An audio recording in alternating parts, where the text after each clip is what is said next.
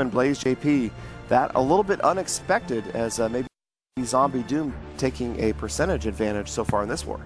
Absolutely. Now with this next attack coming in, of course they're planning, they're getting ready to rock and roll here. We're wanting to see 3 stars. I'm jumping the gun because I'm so excited. It's like we saw so many 3 stars in that first war. There was one behind the scenes, so like I'm just itching to be able to start screaming 3-star. But you know, these bases, they're tough. You can't expect a 3-star every attack. No, absolutely. And again, it's great to see that the bases are holding, and it's really interesting to watch such unusual base designs. Again, check out the 4 expos surrounding the clan castle and the Eagle artillery in this base.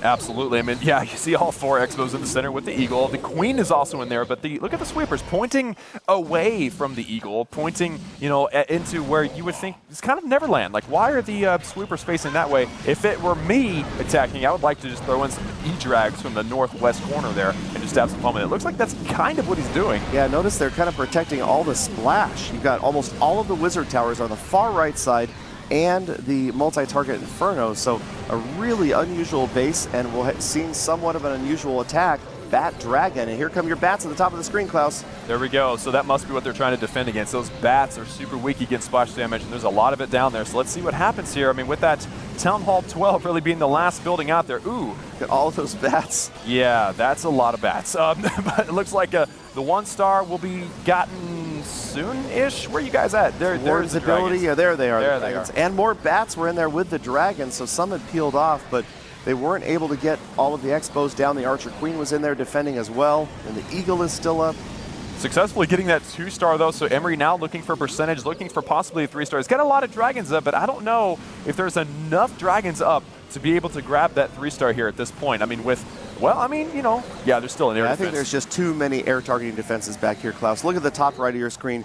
2 wizard towers, an archer tower, 2 Teslas, an air defense, and at the bottom there's just so many down here. What an unusual base layout to see so many defenses on this right-hand side, and that actually is a really solid defense. You hold to a 58% 2-star, you've got to be happy. 58% is one of the lowest, I think the lowest that we've seen today. So that base, which looked easy, was definitely set up to defend that base, that attack. So, you know, you can give it to BLAZE.JP for designing a base that completely trolled not only the attacker, but it kind of trolled us. Yeah, note to self, copy that base. Yeah, right. Note to self, back Great up in job the screen, by Aimer right there. snapshot that baby. That. Yep, so again, I mean, we were just talking about that before this war started, how important defense is, not just offense. The ability to design a base and, of course, test it with your clanmates with those friendly challenges. That's right. If your clanmates don't know where your traps are and stuff, they can go in, they can attack, they can show you the weaknesses. Give it to your best attacker. Say, hey, you know, if you were to attack this base, what would you do? Let's do some attacks and make some adjustments. Sometimes it's only a 1-tile adjustment of 1 trap that can change the outlook of an attack. And, you know, these guys, you know that they've been doing that with these bases leading up to this big event. Definitely, and right here we've got the Archer Queen moving in, a giant and a couple of wizards trying to do the funneling on the right-hand side, and you heard Itsu speak to that earlier about the value of getting a funnel to be effective without having to use too many troops. The fewer housing space that you have to waste, or spend rather, when you're getting a funnel to be effective for your Archer Queen, the better the rest of the attack can go. That's right. You want to leave as many troops as you can for the actual diving into the base, but then you don't want to be too stingy. You know, if you're trying to get too big of value and you don't get your funnel down, then everything walks around and your attack is over. So you have to be very careful, and of course, lots of practice. You get the feel for that kind of thing as you play this game. Well, speaking of the feel, did you see how those healers just barely skirted the range of that multi-target Inferno and went towards the inside and the entry after this Town Hall next? But that was beautiful because they just barely missed taking the damage from that multi-target Inferno at the top. There's that Warden's ability as they approach that Town Hall 12. Are they going to be able to get that little guy down? There it is, but a little late. And a lot of bowlers have died. We've seen that already today. That is going to completely stunt the attack. He's got the 2-star, but the percentage potential is much, much lower now. That was a mass bowler graveyard at that Town Hall, Klaus. As you're right, the Warden's ability, great to use it early because obviously units are taking damage from all of the defenses in the area and the Giga Tesla, but you've got to be so precise on that timing if you want to maximize the save from damage before it goes down and catch that Giga Bomb. That's right. I mean, there is the timing of that. I mean, fortunately, the Grand Warden's ability it does take some time. It lasts a while, but there's also those situations where it's that 1 millisecond too soon or too late that can cost you. And in this case, that's definitely what happened. I mean, you know, we're saying, oh, this is so sad, so many things went wrong. But look at that, 75%. And that queen, she's still up. She's okay for now. Come on, queen, you got this. There we go. Well, the healers are bringing her back up, so she is on her way. And it looks like, well, no, not quite. Good effort, though, 78%. 78% 2-star for Oshilukun. That is BLAZE.JP's 2-star, and it looks like now, yeah, the groups are looking actually very even right now, Renee. Yeah, it's definitely, it's 4-4 on the match in the background.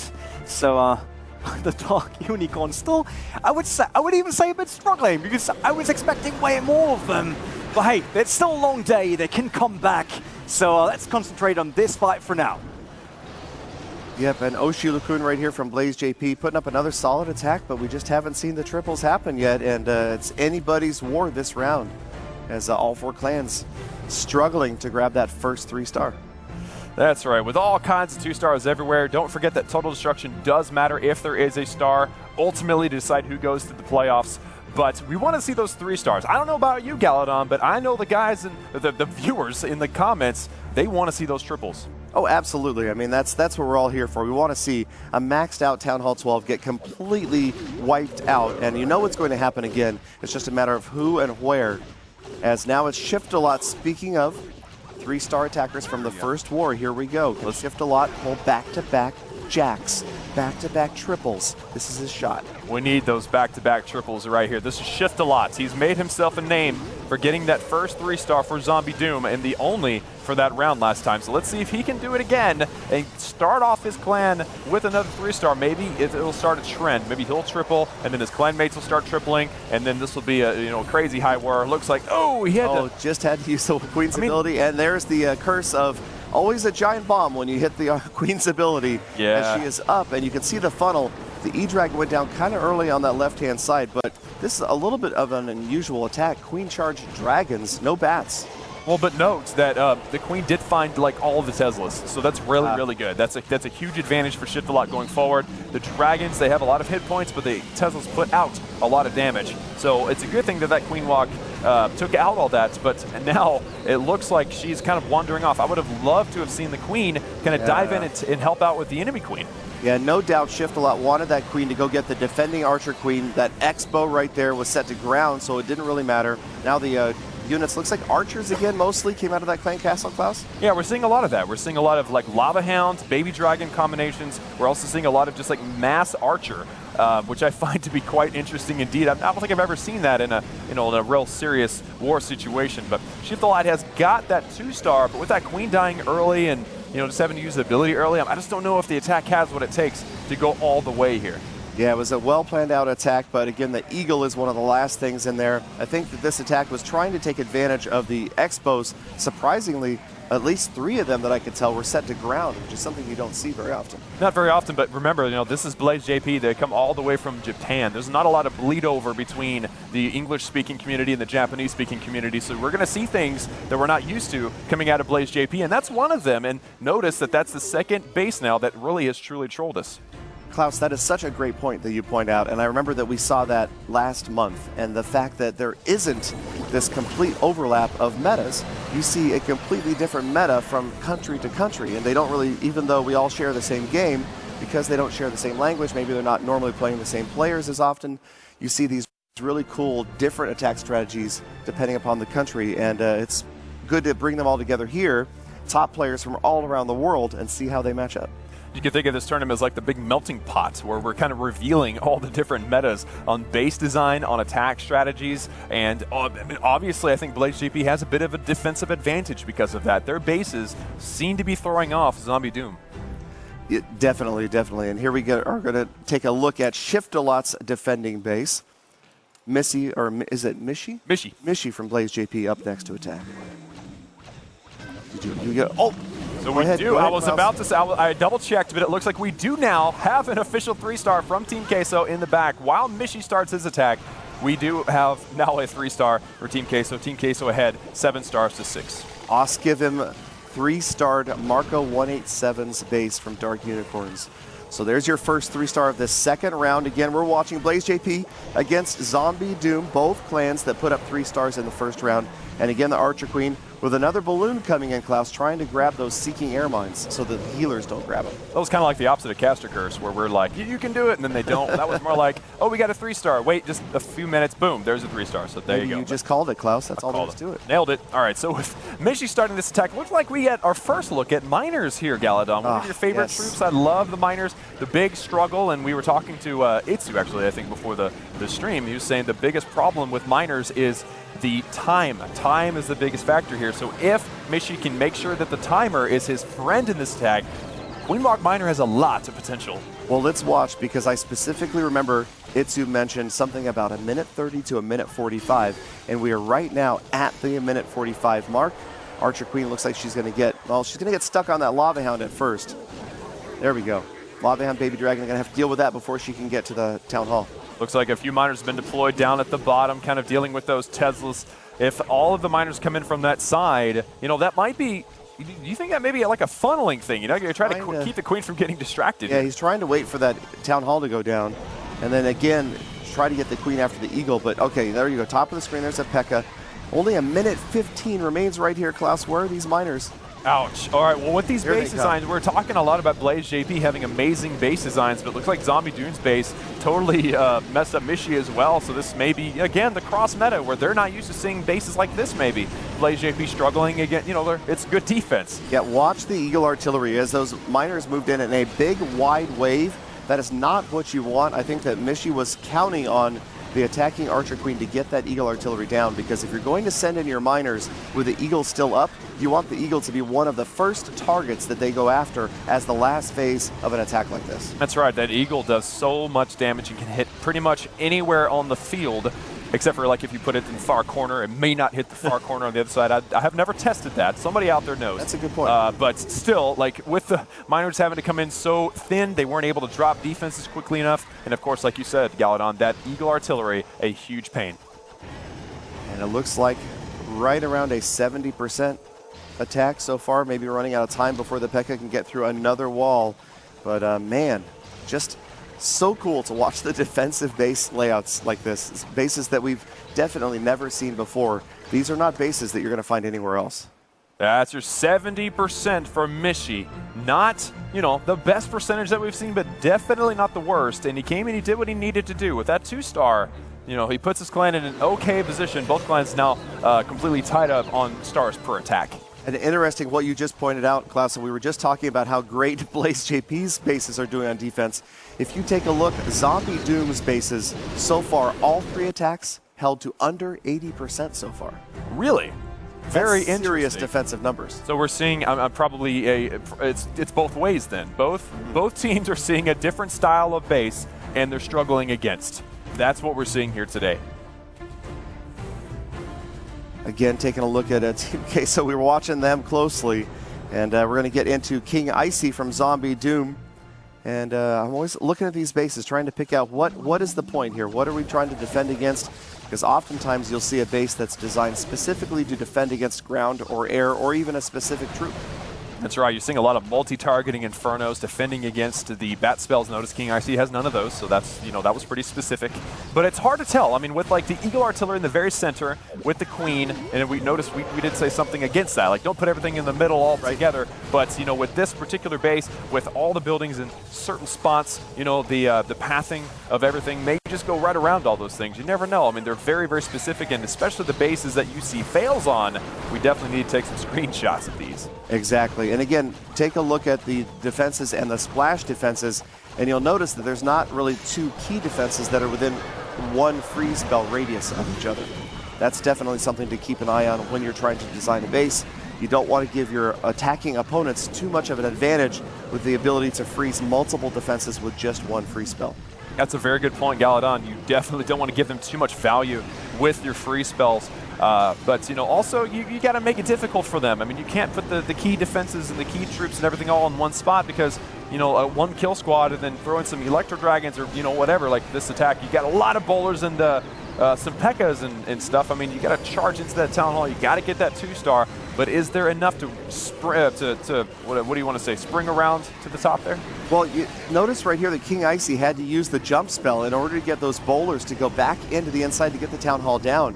And now what is going to happen here? Although he has gotten the 2nd star, the bowlers are left with a massive number of walls to get through to get to the rest of this base, to get to, say, that far Inferno Tower or even the Eagle Artillery. And that's the wisdom of having a center to Eagle Artillery. I mean, if something does go wrong and you don't get your jump spells into the middle, man, that Eagle Artillery is just going to be hammering down on the troops as long as it possibly can. And this time, probably a lot longer than King Icy was hoping for. Man, I got to tell you, I can't stop looking and staring at the Archer Queen. I know I'm a married man, but that is a good-looking Archer Queen right there. I mean, she is attractive. That helmet, the cape, her hair. The Gladiator Queen. I mean, that mohawk thing on the helmet. I mean, she is just. I know, you know, some people might like the Barb King, but I'm a big fan of the Gladiator Archer Queen. I think both of the new skins so far are really, really nice. I mean, this is kind of like a first look at the skin for the Barbarian or the Gladiator Queen. But we don't want to lose focus. Wait a minute. This attack is looking really good. Queen, and here we go. King Icy just about to put down another 3-star. This is looking very good. I mean, with seconds. Bowlers, if the bowlers can get this time. The bowlers over the wall. That's going to be it right there. P.e.k.a will get the mine. Come on. 8 seconds. He's wow, got it. We got There's a 3-star. There's a 3-star for King Icy. That did not go according to plan, yet it was still a triple. That is a testament to how amazing that these attackers really are. King Icy, beautiful 3-star right there. These guys, so excited to watch Zombie Doom, a virtual unknown, and they don't have the reputation that some of these other clans have of these extreme organizations or esports affiliations, and they come out and they put 3-star after 3-star down. King Icy icing this base while we're sitting there staring at the Archer Queen's helmet. Whew, there you go. Well played. So I think both of us kind of like checked out. We're like, nah, I mean, everything went bad. Nothing went right in that attack. But, you know, that's also a huge testament to their patience, the attacker's patience. King Icy specifically holding his own, really trying to think his way through and use everything he had to pull out that triple. And now, with Zombie Doom with 9 stars, they have definitely the advantage over BLAZE.JP. I am hoping, personally, that we get to see Itsu break down that attack, because that was definitely a gone wrong in the beginning attack that came back to be an amazing triple. Exciting to watch. Absolutely. So, Mulchi-kun, man, this attack is beginning here. He's got his king. He froze, or was it an ice golem that froze over that enemy king? Yep, I see that funnel set up there. You get a funnel both sides, force your troops to go in, especially if you're using troops. Oh, look at that, Galadon, you got yourself some Hog Riders. Uh-oh, Hog Riders moving their way in here again. And this time this opening is going to be bowlers. They're going to get that Town Hall down for the 1st star to watch and see where that path is going to be set up for those Hog Riders to move in and clean up this base. Well, he's doing a great job. I mean, he's got the Town Hall already, which the Giga Bomb is brutal. You've got the enemy Queen that goes down, and it looks like the troops may be able to survive all the way in and take out this Eagle Artillery. One of the biggest problems for a Hog attack. So there we go. With the Eagle down, it never shot off any shots, I don't think. The Hog Riders have a lot of room to go, but hey, all the key defenses are now down. Well, check out the Archer Queen at the top of the screen. She's going to get that Inferno Tower down. That's going to be key right there. Remember, Inferno Towers no longer block healing like they did for so long against Hog Riders. Hog's getting the other Inferno Tower down slowly but surely. It is out of here. And now there's still a big group of defenses up here at the top and no heal spells left, Klaus. There's a lot of base left, but you know, that attack looked very, very nice indeed. That Hog group up there gets that Wizard Tower at the very end, but there's still a lot of point defenses in that Queen. She does still have her ability, which is huge, but is there too much base left? Ooh, and a giant bomb! Oh, man. Man, that was coming untimely. Out to meet her. The pair of Expos firing on her and the healers. Now they're both on the Queen. She cannot keep up with that damage, and now 68% the healer is going to be out here, and that's going to be it. Wow. Started out well, couldn't quite crack 70%. Again, Zombie Doom's bases, maybe the best bases that we've seen yet. I happen to agree with you, Galadon. I mean, with Mulchi-kun, he was their first 3-star attacker. He wasn't able to crack 70%, so that's huge. That is amazing. And now we get a look at the entire group right now. Queso, again, 21 stars leading the way with that triple backstage, but Zombie Doom right on their heels with 20 of their own. Man, with all these wars coming so close to the end already, I mean, we're seeing here on the screen here, BLAZE.JP has 2 attacks left. Zombie Doom has 1 attack left. So really coming close, and then of course it's the war behind the scenes also has only 1 attack apiece. So the round 2 out of 4, yes, that's right, we're not even halfway done. Exactly. Round 2 out of 4 coming near to a close. We got a lot of attacks left, don't go anywhere. But yeah, the action is just cranking along nicely. Remember, it is a round robin, meaning every clan you see today will face every other clan. And whoa, check out this base, Klaus. What the heck? What is this? That is, talk about unusual. Wow. And notice, it's so funny. It's like as soon as I saw that, I'm like, ouch, that's like so anti Electro Dragon. But then I look and then it's Electro Dragon. He's got Electro Dragon. So I think that this is one of those cases where it's like a mind game. Okay, immediately.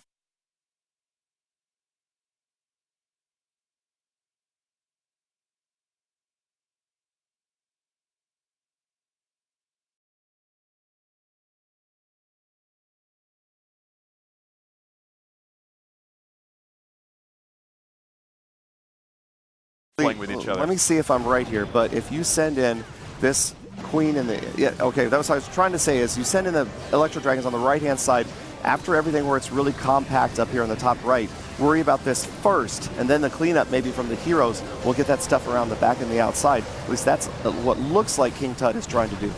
That's right, but unfortunately that Rage misses a bunch of those Electro Dragons down there, so that's a little bit of a struggle. Okay, there's your second Rage, so that Town Hall should go down. There's your Warden's ability was used a long time ago, but they absorbed that Giga Bomb pretty nicely. Unfortunately, the King did die pretty early on, so the Queen's by herself. She pops her ability. I was about to freak out. No, ability missed, but no, we're good. We got it. And so this, like I was just saying, I think this base was specifically designed against Electro Dragons to make you think you can't use it. Right. It's like a mind game. So King Tut's like, well, I'm going to use Electro Dragons. Let's see how this actually defends. And it looks like it defended pretty dang well. I mean, no, it's a 2-star, but it's a pretty low 2-star. I mean, this is a bold move. I'd be afraid to try a base like this on defense just because it feels like you could break down this base if you had the time and come after it with an attack that would just wipe it out. And 57%, another really solid defense right here from Mishi. Man, so that's another 2-star. Lowest percentages that we've seen so far, coming in at the 50% mark. Still no 1-star fails, which is good. We don't want to see those. That's great. That's great. Good wording. It's great. We don't want to see those 1-star, but it may happen. But here we go. So with Lange and Shone attacking, I believe he's the final attacker for BLAZE.JP. Gives us a thumbs up. He is ready to make it happen here. All right, and it looks like Dark Unicorns has closed out their war on their side with all 2 stars. Team Queso still attacking, so that is just about to close as we watch BLAZE.JP with their final attack against Zombie Doom. And Zombie Doom's bases, man, they have been some amazing ones to watch so far today. And again, like you mentioned earlier, Galadon, I mean, these guys in Zombie Doom, they are not career players. Like, they have professional lives and family and limited time to play the game, yet they are so competitive, it seems, right now, especially against BLAZE.JP. Zombie Doom finishing out with the 11 stars. If BLAZE.JP cannot triple this attack, if this attack is not a triple, then Zombie Doom takes the cake. And again, it's exciting to watch because, like I said, they represent so many of us that maybe don't have that time to play in a big organization or highly organized matches with your fellow clanmates. These guys carrying on their own busy lives at home and then putting together amazing bases and incredible 3-star attack strategy. It was an amazing placement of that poison spell, Galadon. I mean, he covered almost every single lava pup. That's one of the biggest problems with the Lava Hound in the CC is that those pups are just brutal. So that was really nice, very experienced attacker here with Lange and Shone, really watching out for the lava pups and getting that poison spell in there. But now look at that, we got some miners with this final attack here in round 2 out of 4. I just wanted to point out they came in at 1:45 left in this attack. So you can see the top is funneled a little bit with the P.e.k.a up there. Miners coming in right after that Town Hall. So they should be okay on time. It's a matter of whether or not they can get through the rest of this base, though. And there's your Barb King on the far side along with the Stone Slammer, Klaus. There you go. That Stone Slammer is an absolute boss. It's good to see it being used in a different way. Normally that Stone Slammer is bringing in a bunch of other troops or maybe doing some taking for the main, but it was actually used to funnel. As you can see geometrically now, the miners have really nowhere to go but west. And that's what they're going to do. They're going to go west. They're going to charge on through here, probably go straight through that. You see that little Tesla and that sweeper right there in the middle and that Queen. That's where they're going to combine and then blast out the backside, trying to get into that Eagle Artillery. Exactly. It's so critical with miners, even harder to predict pathing with miners than, say, Hog Riders for dropping a heal spell. Because at least with Hog Riders, you know they're going after defenses only, whereas with miners, they're going to go after any nearest building. And you saw a few go ahead for the top right there. That's right. So unfortunately, all the miners seem to be out. And applause from Zombie Doom. Yeah, it looks like Zombie Doom feels like they've won. It's not over yet. Speaking of who's won, Dark Unicorns has finished off the war behind the stage with 10 stars, Team Queso with 11, so Team Queso taking the victory behind stage. And with this attack coming to a close with 20 seconds left, it looks like we can almost pretty much call it for Zombie Doom taking the win here as well, 11-10. It does look like it. Zombie Doom excited to watch their bases hold again and again. And there's the healers getting fried again by that multi-target Inferno. Queen doing her best, but it looks like 86% is the best that's going to happen. There you go. With Zombie Doom with a superior percentage and stars, Zombie Doom takes the win with 11-10. And they needed that win, too.